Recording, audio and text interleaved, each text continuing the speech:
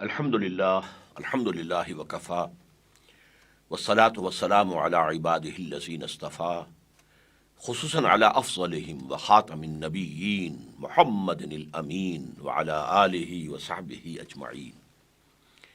اما بعد فقد قال اللہ تبارک وتعالی کما ورد فی سورۃ البقرہ اعوذ باللہ من الشیطان الرجیم بسم اللہ الرحمن الرحیم الف لام میم ذالک الکتاب لا ریب فیہ ھدی للمتقین.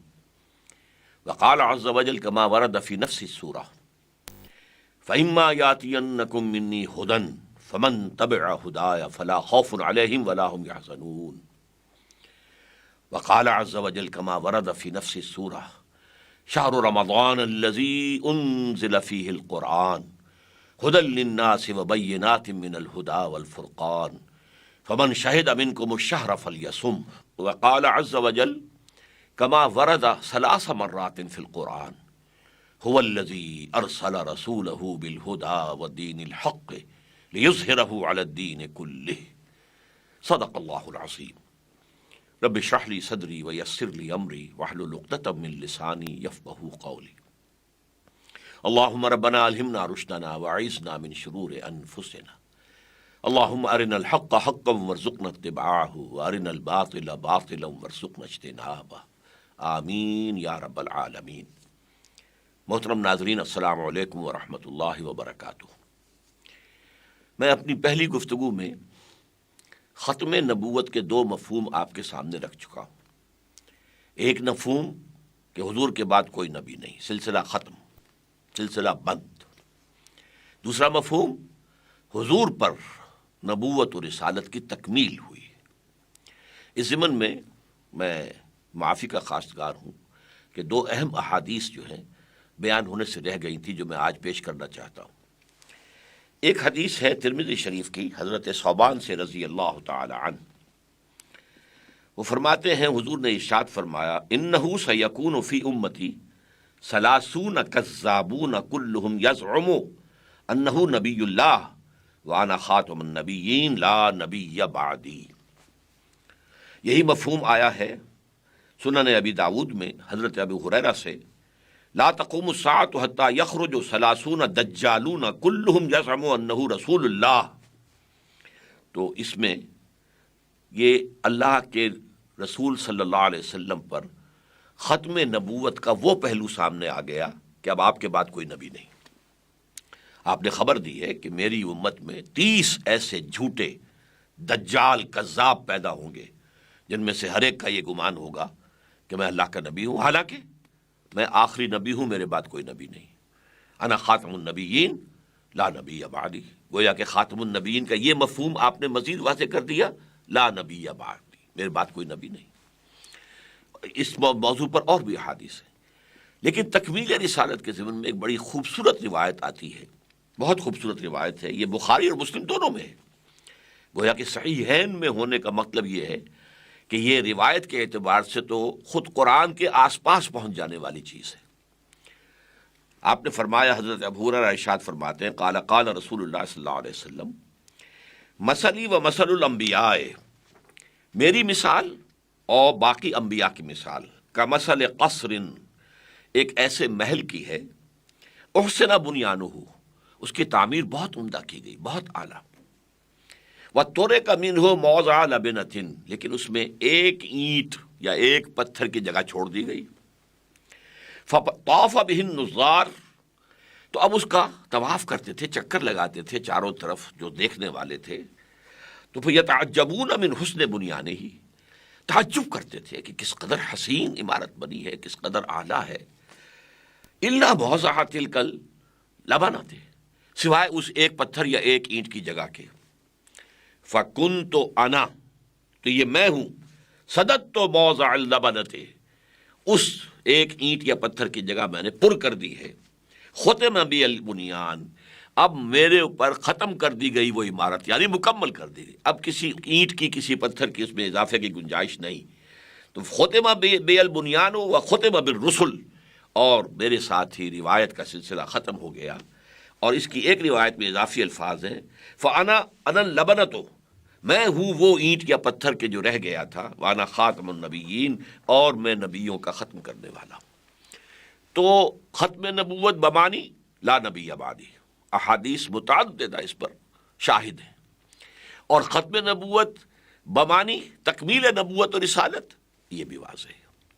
اب آج ہمیں یہ دیکھنا ہے کہ حضور پر نبوت کے تکمیل کے مظہر کیا ہیں۔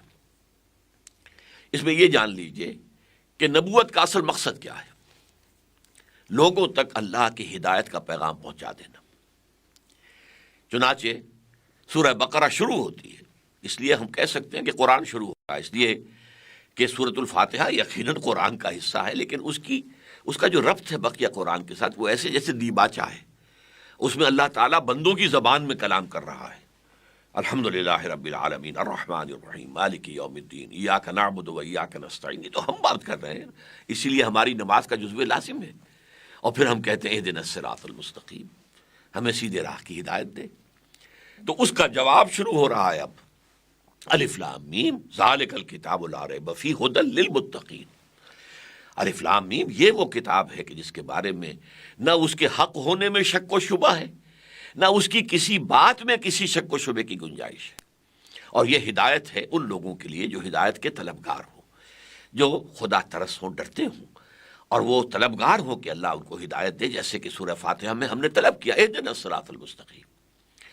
پھر آگے چل کر اسی سورہ مبارکہ میں چوتھے رکوع میں انسانی علم کی دو شاخوں کو بیان کیا گیا۔ ایک علم جو انسان ایکوائر کرے گا، وہ خود حاصل کرے گا، یہ علم جو ہے اس کے لیے ایپریٹس جو ہے انسان میں رکھ دیا گیا۔ وَلَا تَقْفُ مَا لَيْسَ لَكَ بِهِ عِلْمٌ إِنَّ السَّمْعَ وَالْبَصَرَ وَالْفُؤَادَ كُلُّ أُولَٰئِكَ كَانَ عَنْهُ مَسْئُولًا۔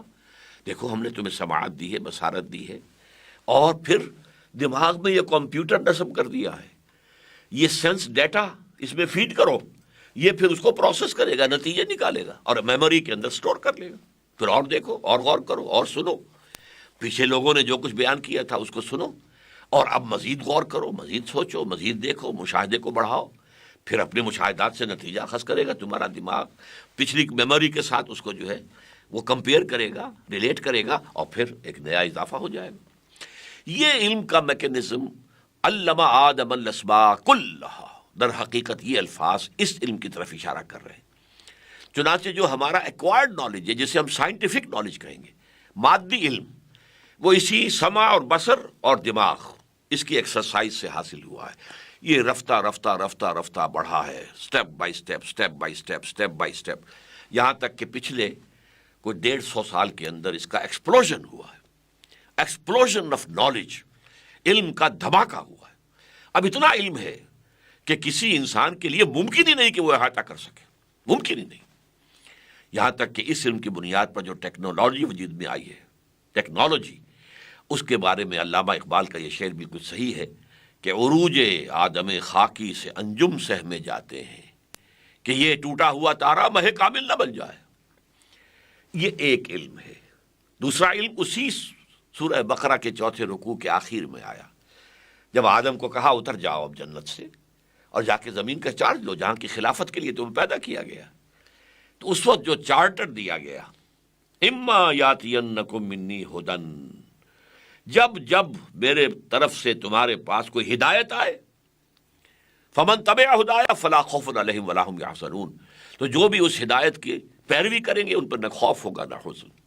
والذین کفروا وکذبوا بآیاتنا، اور جو ہماری آیات کو جھٹلائیں گے اور ان کا انکار کریں گے تو وہ جہنمی ہوں گے اور جہنم میں رہیں گے۔ فاولئک اصحاب النار هم فیہا خالدون۔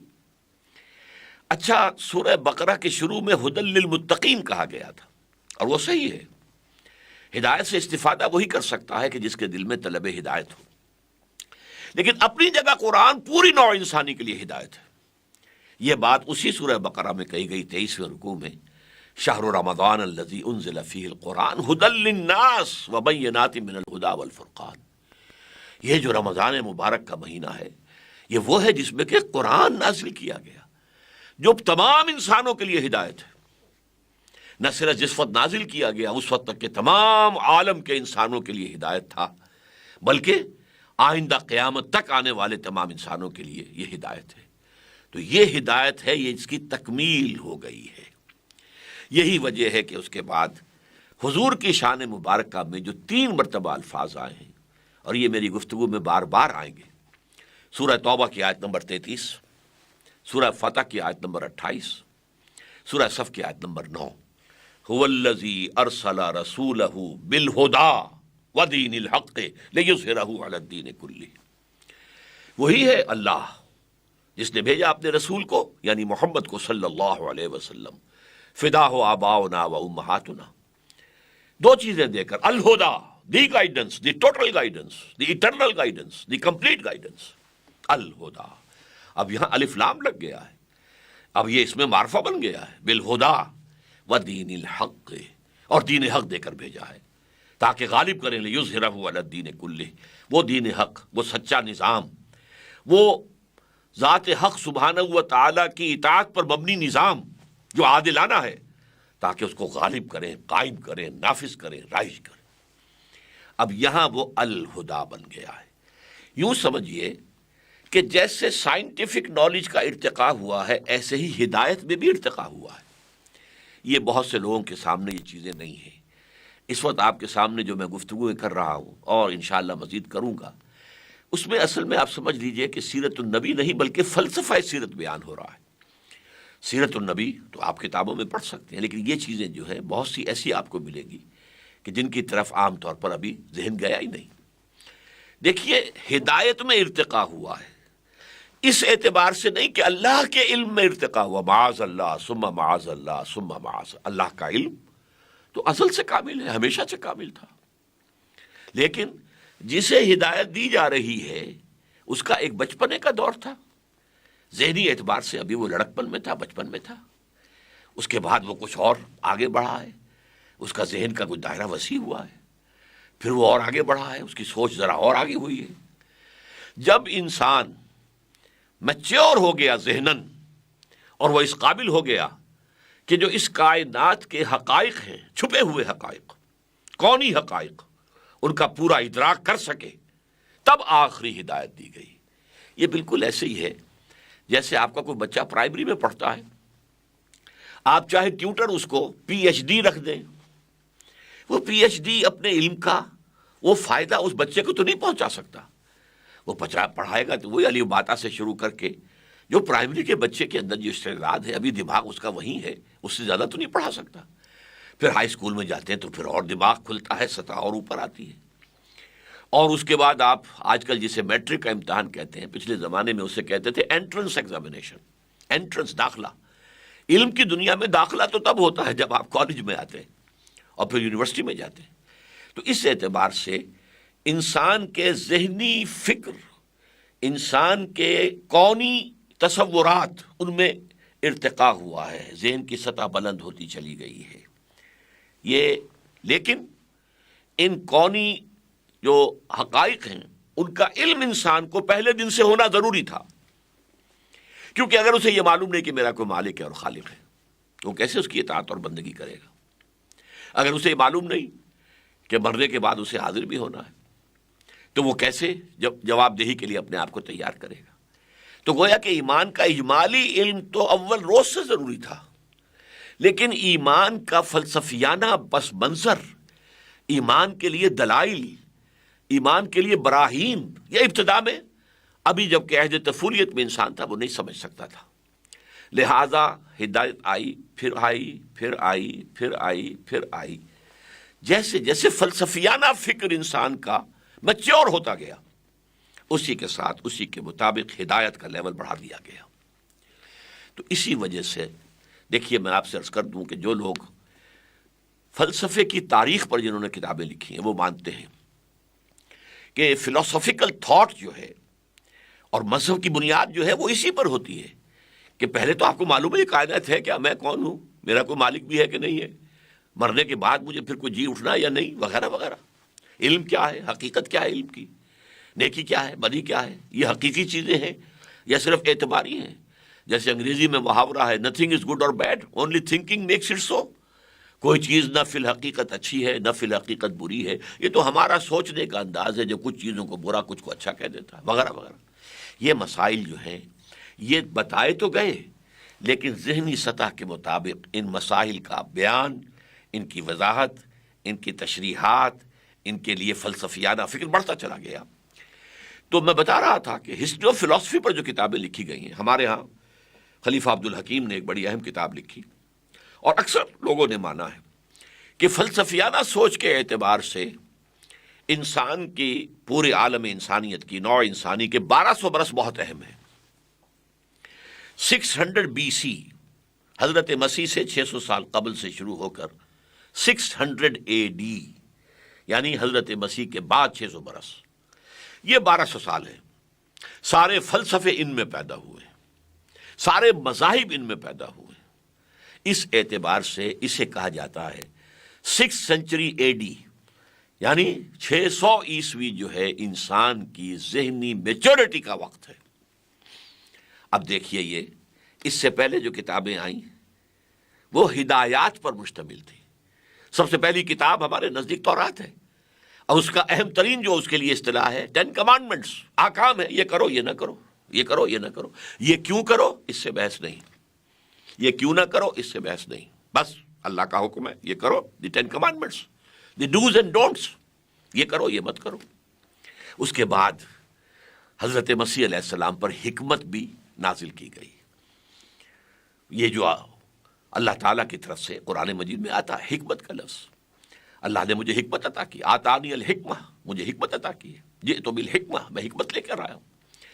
لیکن یہ کہ اس 600 برس جو ہے اس میں بھی ابھی انسان میچور نہیں تھا کہ اس حکمت کو بتمام و کمال ریسیو کر سکے۔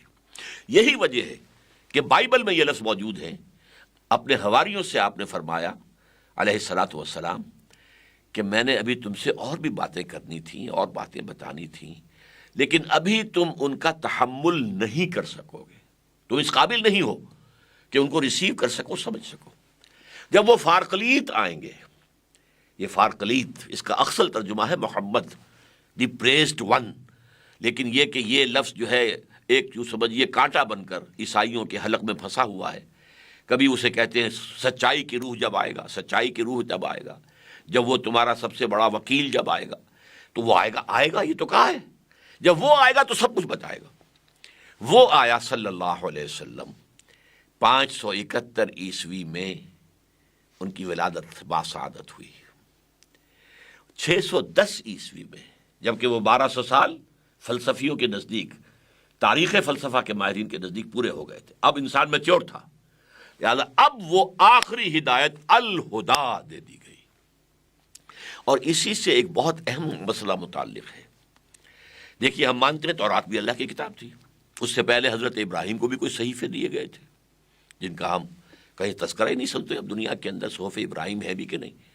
تورات کے نام سے ایک کتاب تو ہے، محرف ہے، تحریف شدہ، یہ دوسری بات ہے۔ اور اسی طرح زبور کے نام سے کتاب تو موجود ہے اولڈ ٹیسٹمنٹ کے اندر، لیکن اس کے اندر بھی تحریفات ہوئی ہوں۔ انجیل حضرت مسیح کو دی گئی، اس میں بھی تحریفات ہوئی ہیں۔ صاف بات ہے کہ ایک انجیل ہے ہی نہیں، 4 انجیلیں ہیں، اور ان چاروں میں بہت فرق ہے۔ لیکن ان اللہ کی کتابوں کی حفاظت کا ذمہ اللہ نے نہیں لیا۔ قرآن نازل کیا تو حفاظت کا ذمہ لے لیا۔ یہ جو آیت قرآن مجید میں آتی ہے قرآن کی محفوظ ہونے کی، ہم نے ہی انا نحن نزلنا الذکر و انا لہ لحافظون، ہم نے ہی یہ ذکر نازل کیا ہے اور ہم ہی اس کے محافظ ہیں۔ تو یہ اس کا پہلا حصہ تو تورات کے بارے میں بھی صحیح ہے۔ تورات کس نے نازل کی؟ انا انزلنا التوراۃ فیہا ھدی و نور، ہم نے نازل کی تھی تورات، اس میں ہدایت بھی تھی، نور بھی تھا۔ انجیل کس نے نازل کی؟ اللہ نے نازل کی، اس کے بارے میں بھی کہا فیہ ھدی و نور، اس میں بھی ہدایت بھی ہے، نور بھی ہے۔ لہٰذا یہ ساری کتابیں اللہ کی ہیں، لیکن انا لہ لحافظون صرف قرآن کے لیے، ہم ہیں اس کی حفاظت کرنے والے۔ یہی وجہ ہے کہ قرآن کا ٹیکسٹ بلا کم و کاست دنیا مانتی ہے، جیسے کہ محمد صلی اللہ علیہ وسلم نے دیا تھا نوع انسانی کو، اسی طرح آج موجود ہے۔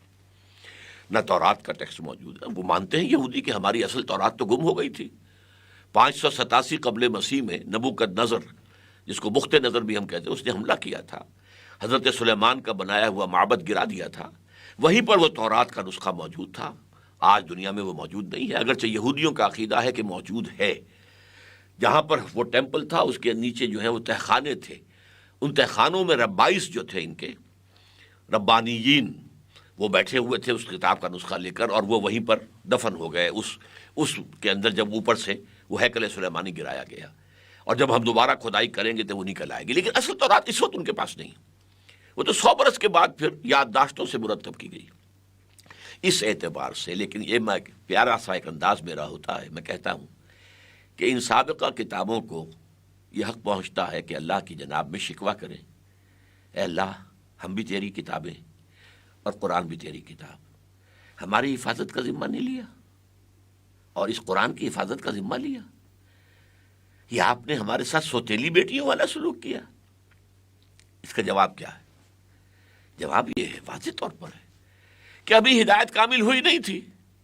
یہ تو انٹرم پیریڈ کے لیے انسٹرکشنز آ رہی تھی، ہدایات آ رہی تھی، کمانڈمنٹس آ رہے تھے. ابھی الہدا آنی تھی جو ان سب کو کور کر جائے گی، مہیمن ہوگی، جس میں تمام سابقہ کتابوں کی جو ابدی صداقتیں ہیں وہ موجود ہوں گی. تو ظاہر بات ہے کہ ہمیں کوئی کتابوں کا عجائب گھر نہیں سجانا تھا. وہ جو انٹرم پیریڈ کے لیے تھی وہ ختم ہو گئی، جو ہمیشہ کے لیے ہے وہ قائم ہے. اور اس میں یہ بات جان لیجئے، واقعتاً اگر ان کتابوں کی حفاظت بھی اللہ کرتا، ذمہ لے لیتا، تو کوئی تحریف نہیں ہو سکتی تھی. اور اگر قرآن کی حفاظت کا ذمہ اللہ نہ لیتا، ہم تحریف کر کے چھوڑتے. حضور نے فرمایا لَتَتَّبِعُنَّ سُنَنَ مَنْ كَانَ قَبْلَكُمْ، تم لازماً ان لوگوں کی پیروی کرو گے جو تم سے پہلے تھے، یہود اور نصارہ. لیکن یہ کہ اس میں اللہ کی حفاظت کا ذمہ تھا، تو 1400 برس تک وہ پیور ٹیکسٹ ہمارے پاس موجود ہے. یہ اللہ تعالیٰ کا بہت بڑا فضل ہے. اور اسی پر میں نے ایک جدید جھوٹے کاذب اور دجال نبی کے ایک پیروکار سے جب گفتگو کی تو وہ بہت ہکا بکا رہ گیا. میں نے اس سے کہا تم مانتے ہو کہ قرآن میں ہدایت کامل ہو گئی؟ میں نے ہاں ہم مانتے ہیں. اور میں نے کہا تم مانتے ہو کہ قرآن محفوظ ہے؟ کہ ہاں ہم مانتے ہیں. اگر قرآن میں ہدایت کامل ہو گئی اور وہ محفوظ بھی ہے تو مزید ہدایت کی کیا ضرورت ہے؟ یہ بتاؤ مجھے عقلی طور پر، منطقی طور پر. جب کامل ہو گئی اور محفوظ کرنے کا ذمہ لے لیا اللہ نے، تو وہ کھڑکی جو ہے وہ لینے والا، وہ اینٹینا جو تھا نبوت والا، وہ بند. اب کوئی وہی نہیں آئے گی، وہی کا دروازہ بند.